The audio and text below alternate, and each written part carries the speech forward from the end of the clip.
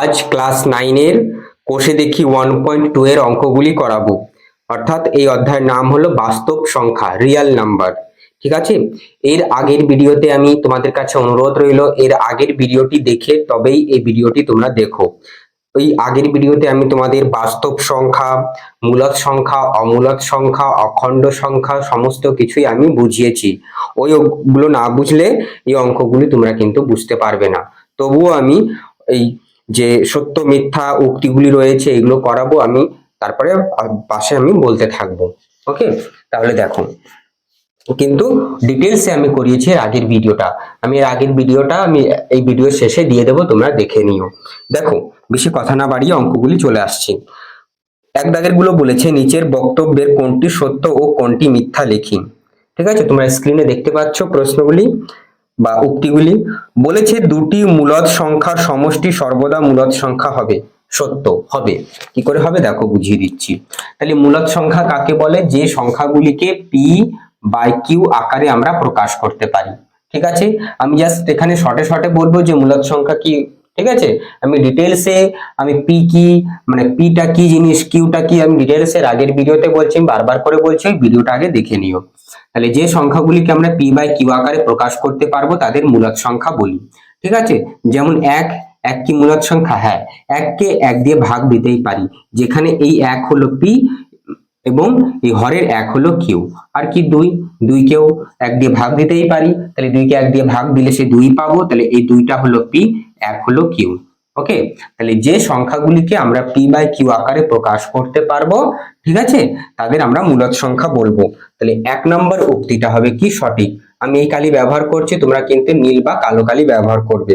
এক দাগেরটা সত্য। এবার দুই দাগেরটা বলেছে দেখো, কেন সত্য কেন মিথ্যা আমি বুঝিয়ে দিচ্ছি ওগুলো। ঠিক আছে, দুই দাগেরটা বলেছে দুটি অমূলদ সংখ্যার সমষ্টি সর্বদা অমূলদ সংখ্যা হবে না। হবে না। কেন হবে না? দেখো, দুটি অমূলদ সংখ্যা, তাহলে অমূলদ সংখ্যা কাদের বলি?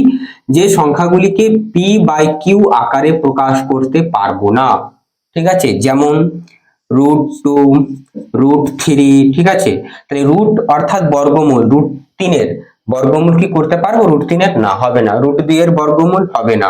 √4 কিন্তু বর্গমূল হবে। √4 বর্গমূল 2। তাহলে √4 কিন্তু মূলদ সংখ্যা, মনে রাখবে। রুটের মধ্যে থাকে, অনেক সময় দিয়ে দেবে তোমাদের শর্ট হিসাবে যে রুটের মধ্যে সংখ্যা দিয়ে দিল, তাহলে রুটের মধ্যে থাকলে যে অমূলদ সংখ্যা হলো তা নয়, কিন্তু রুটের মধ্যে থাকলে দেখতে হবে ওকে বর্গমূল করা যাচ্ছে কিনা ওই সংখ্যাটি বা ওই অঙ্কটা।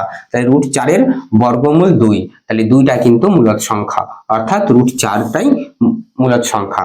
কিন্তু এই রুটের মধ্যে যে সংখ্যাগুলো বা যে অঙ্কগুলো থাকবে এদের আমরা কি বর্গমূল করতে পারবো? এই যে এটা যেমন রয়েছে √3, পারবো না। √2 পারবো না। তাহলে এই √2 বা √3 এগুলো হলো কি অমূলদ সংখ্যা। তাহলে এদের যোগফল বলেছে যে দুটি, ধরো যে কোনো অমূলদ সংখ্যা নিতে পারি আমরা, ধরো √2 প্লাস অফ মাইনাস √2 নিলাম। ঠিক আছে, তাহলে প্লাস √2 মাইনাস √2 নিয়ে এদের যোগ করছি। বলেছে কি যে দুটি অমূলদ সংখ্যার সমষ্টি সর্বদা অমূলদ সংখ্যা হবে কি হবে না। ঠিক আছে, তাহলে দেখো দুটি অমূলদ সংখ্যা, একটা রুট মানে মাইনাস √2 এবং প্লাস √2 এদের যোগ করছি। তাহলে √2 করতে √2 এবং এই প্লাস মাইনাসে মাইনাস হয়ে যাবে √2, তাহলে কত পেলাম? 0। ওকে, 0 কে আমরা 0/1 লিখতে পারি, অর্থাৎ 0টা হলো পি এবং 1টা হলো কিউ। ওকে, তাহলে এটা মূলদ সংখ্যা হয়ে গেল। কিন্তু তাহলে সবসময় যে অমূলদ সংখ্যার যোগফল মূলদ সংখ্যা, অমূলদ সংখ্যার যোগফল যে অমূলদ সংখ্যাই হবে তা নয়, কিন্তু মূলদ সংখ্যা হলো, তাই না? তাহলে দুই দাগের উক্তিটা আমাদের হলো মিথ্যা প্রমাণ।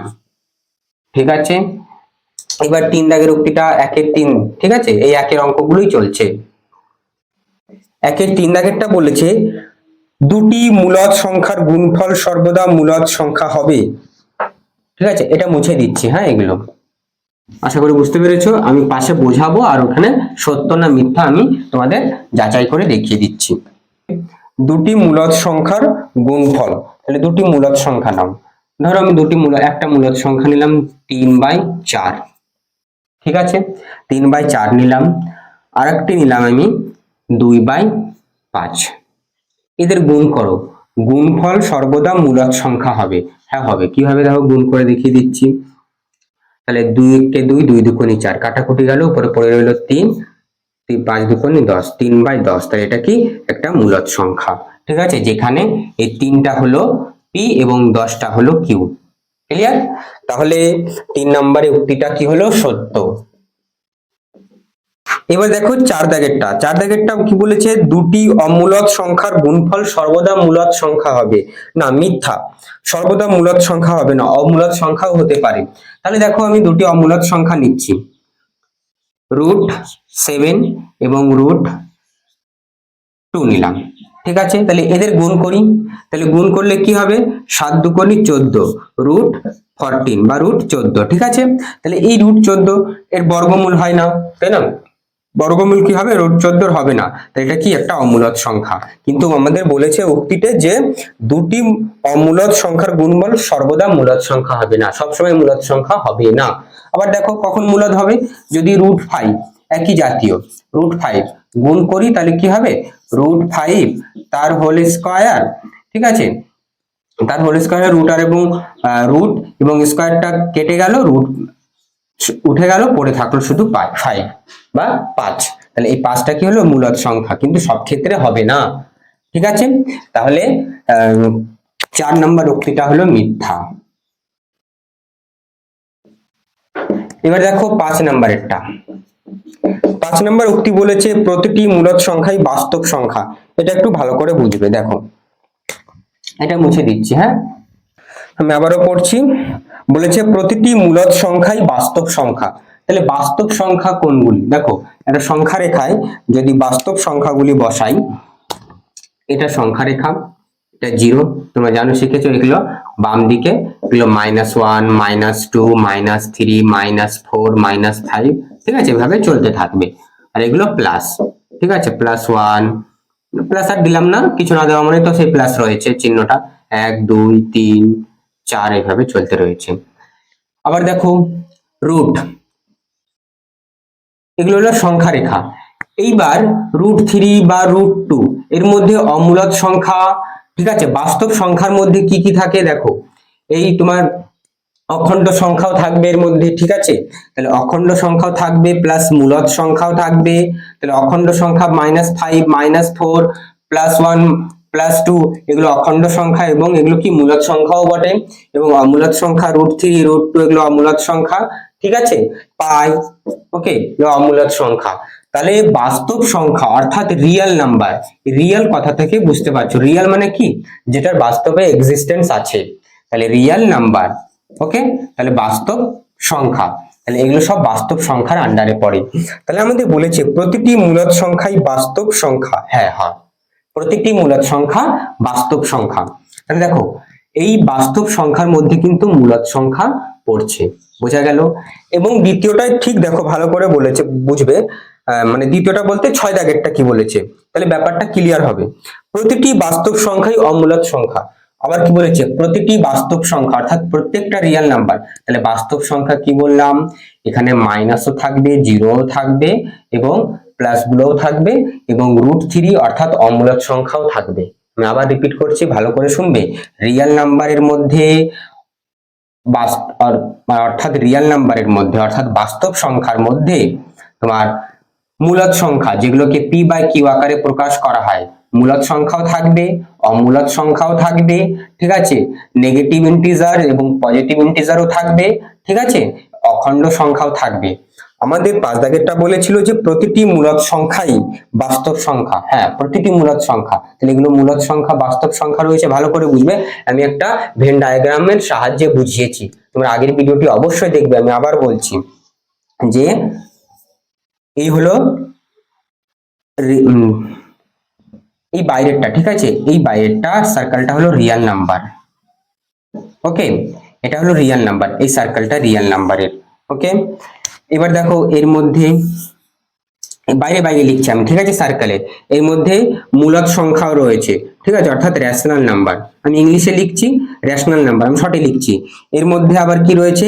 ইরেশনাল নাম্বার অর্থাৎ অমূলদ সংখ্যাও রয়েছে এর মধ্যে, ওকে। এর মধ্যে অখণ্ড সংখ্যা অর্থাৎ হোল নাম্বার রয়েছে, এর মধ্যে নেগেটিভ ইন্টিজার রয়েছে এবং পজিটিভ ইন্টিজারও রয়েছে। এইবার দেখো ভালো করে যে আমাদের 4 নম্বরেরটাই বলেছে, হ্যাঁ না সরি 5 নম্বরেরটা, যে প্রতিটি মূলদ সংখ্যা, তাহলে মূলদ এটা রিয়েল নাম্বার, এই রিয়েল নাম্বারে যে কালো রঙের যে কালিটা এই সার্কেলটা দেখতে পাচ্ছ এর মধ্যে কি রয়েছে, রেশনাল নাম্বার। ভালো করে বুঝবে, রেশনাল নাম্বার। আবার বলছে কি 6 দাগেরটা, প্রতিটি বাস্তব সংখ্যা, প্রত্যেকটা বাস্তব সংখ্যা কি অমূলদ সংখ্যা? না, প্রত্যেকটা বাস্তব সংখ্যা অমূলদ সংখ্যা তো নয়। প্রত্যেকটা বাস্তব সংখ্যার মধ্যে মূলদ সংখ্যাও রয়েছে, তারপরে হোল নাম্বারও রয়েছে, তাই না? তাহলে আমাদের এখানে 5 দাগেরটা হবে সত্য এবং 6 দাগেরটা হবে মিথ্যা। আশা করি বোঝাতে পেরেছি। বোঝা গেল। এবার 2 দাগেরটা দেখো, 2 দাগেরটা আমাদের কি চাইছে, যে অমূলদ সংখ্যা বলতে কি বুঝি, 4টি অমূলদ সংখ্যা লিখি। তাহলে মূলদ সংখ্যা সরি অমূলদ সংখ্যা বলতে কি বুঝি আমি স্ক্রিনে দিয়ে দিচ্ছি, তোমরা নিচে লেখাটা দেখে নেবে, তোমরা বইতেও পেয়ে যাবে। যে সংখ্যাগুলিকে পি বাই কিউ আকারে প্রকাশ করতে পারবো না, যেমন √5, √2, √3, পাই, এগুলো সমস্ত কিছু কি অমূলদ সংখ্যা। ক্লিয়ার? তাহলে 4টে অমূলদ সংখ্যার উদাহরণ তোমরা দিয়ে দেবে, যে দিয়ে দিলাম √5, অর্থাৎ রুটের মধ্যে যেগুলোকে বর্গমূল করা যাবে না, রুট মানে তো বর্গমূল, তাই না? যে সংখ্যাগুলি বা অঙ্কগুলির বর্গমূল করতে পারবো না সেগুলি কি হবে, অমূলদ সংখ্যার ক্যাটাগরিতে পড়বে। ওকে, এবার 3 দাগেরটা বলেছে, কিছু উদাহরণ দিয়ে দিয়েছে, বলেছে কোনটি মূলদ সংখ্যা এবং কোনটি অমূলদ সংখ্যা লিখি। তাহলে প্রথমটা দেখো, 3-এর 1, 3-এর 1 রয়েছে √9। তাহলে √9 আমরা শিখেছি যে 3-এর বর্গ বা 3-এর স্কয়ার 9 হয়। তাহলে স্কয়ার জানলে কিন্তু বর্গমূল, অর্থাৎ বর্গ জানলে বর্গমূলটাও জানা যায়। তাহলে 9-এর বর্গমূল কত হবে, 3 হবে। দেখো আমি একদম ডিটেইলসে বুঝিয়ে দিচ্ছি, 3 গুণ 3 অর্থাৎ √3-এর স্কয়ার, তাহলে কি বেরোলো, 3 বেরোলো। ঠিক আছে, স্কয়ার আর রুট পরস্পর থাকে না, তাহলে 3। তাহলে 3-এর 1 দাগেরটা মূলদ সংখ্যা হবে। ঠিক আছে, আমি মূলদ সংখ্যাগুলি পরপর করিয়ে দিচ্ছি, তারপরে অম্লদ সংখ্যাগুলি আলাদা আমি বক্স করে দেখিয়ে দিচ্ছি। এবং দেখো 2 দাগেরটাও 3-এর কি হবে, মূলদ সংখ্যা হবে 2 2 5। 2 2 5 হলো তোমার 15। ঠিক আছে, 15-র স্কয়ার, 15-র স্কয়ার 2 2 5। দেখো দেখিয়ে দিচ্ছি, 15-র স্কয়ার যদি কোনো অঙ্কের বা সংখ্যার স্কয়ার না জানো গুণ করে দেবে। 5 5 25-এর 5 হাতে 2, 5 1 5, 5 1 5, 5 আর 5 10, 10 আর 2 12, 2 হাতে 1, 1 1 1 আর 1 2, 225। তাহলে এটা কত, 15-র স্কয়ার, অর্থাৎ 225-এর বর্গমূল 15। তাহলে 2 দাগেরটাও হলো কি তোমার মূলদ সংখ্যা। তাহলে এই রাফগুলো আমি মুছে দিচ্ছি। ওকে, নেক্সট দেখো 3 দাগেরটা, 3 দাগেরটা কিন্তু অমূলদ সংখ্যা, 3 4। 5 দাগেরটা আমি বলেছি যে পরপর আমি তোমাদের মূলদ গুলো দেখিয়ে দিচ্ছি। √50, সরি 5 দাগেরটা √100 রয়েছে, √100, তাহলে এটা কত হবে, 10 হবে, তাই না? √100-র বর্গমূল 10, 10 গুণ 10। ঠিক আছে, এবার দেখো 5 দাগেরটা হয়ে গেল। 6 দাগেরটা, 6 দাগেরটাও কিন্তু মূলদ সংখ্যা। তাহলে -√81, তাহলে মাইনাস করতে থাকলো, 81 হচ্ছে কার, 9-এর বর্গ, অর্থাৎ 81-র বর্গমূল 9, আর মাইনাস চিহ্নটা মাইনাস থাকলো। এই মাইনাস গুলোও কিন্তু দেখো সংখ্যা রেখা -1/2 যদি লিখি, এটাও কিন্তু তোমাদের মূলদ সংখ্যার মধ্যেই পড়বে। 6 দাগেরটা হয়ে গেল। 7 দাগেরটা ব্যাস, এখানে আর নেই। এবার অমূলদ সংখ্যাগুলি বাকিগুলো দেখো, অমূলদ সংখ্যা। ঠিক আছে, আমি এখানে মুছে দেখিয়ে দিচ্ছি, দেখো বাকিগুলো অমূলদ সংখ্যা। তাহলে অমূলদ সংখ্যার মধ্যে পড়বে 3 দাগেরটা √7। √7-এর বর্গমূল কিন্তু আমরা করতে পারবো না। কি করে পারবো না, কোন সংখ্যার বর্গ বা কোন অঙ্কের বর্গ রুট কি 7, মানে 7 আছে কি, 1-এর বর্গ 1, 2-এর বর্গ 4, 3-এর বর্গ 9, পরপর 4-এর বর্গ 16, 5-এর 25, 6-এর 36, 7-এর 49। তাহলে 7-এর মানে এমন কোন সংখ্যা বা অঙ্ক নেই যার বর্গ 7 বা 7-এর বর্গমূল কিন্তু হবে না, তো এটা অমূলদ সংখ্যা। এবং 4 দাগেরটাও 50, 49 হলে কিন্তু 7-এর বর্গ হতো, অর্থাৎ 49-এর বর্গমূল 7 হতো, কিন্তু 50 রয়েছে, তাহলে এটাকে আর বর্গমূল করা যাচ্ছে না। বোঝা গেল? আর কত দাগের, 7 দাগেরটা, 7 দাগেরটা কি রয়েছে, √42 অর্থাৎ 42, এটাকে আমরা বর্গমূল করতে পারবো না। √42 হয়ে গেল। 8 দাগেরটা √29, 9 দাগেরটা